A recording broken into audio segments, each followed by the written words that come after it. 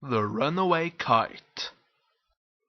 It was a windy day on the island of Sodor, perfect weather for the Kite Festival.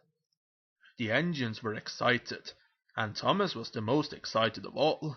He whooshed along the track with a huge smile on his face. At the docks, workmen carefully packed the trophy into a crate.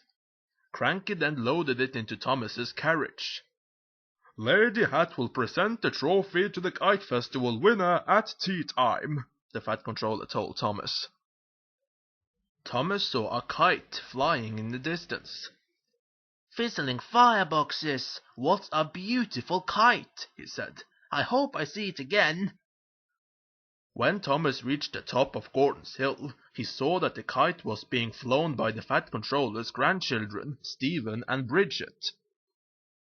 Suddenly, a gust of wind blew the kite out of their hands. The children gasped as the kite flew away. "Don't be sad," said Thomas. "I'll get it back to you," he promised. He forgot that he should be delivering the trophy to Knapford Station. "I can help you follow the kite," Charlie told Thomas. But Thomas thought he could do it by himself. "No, thank you," he said. "I'm faster than you, so I'll chase it on my own." Thomas wheezed and whooshed as he chased the kite. "I must keep up," he said, and he chuffed and puffed with all his might.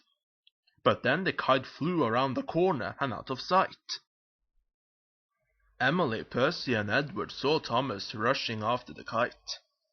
They offered to help, but again Thomas said no. "I'm the fastest engine. I can chase it by myself," he told them. But when Thomas carried on, he shuddered and juddered, and then his boiler went out. "Oh no," he cried. "I'm not the fastest engine. I broke my promise to the children, and I forgot to deliver the trophy."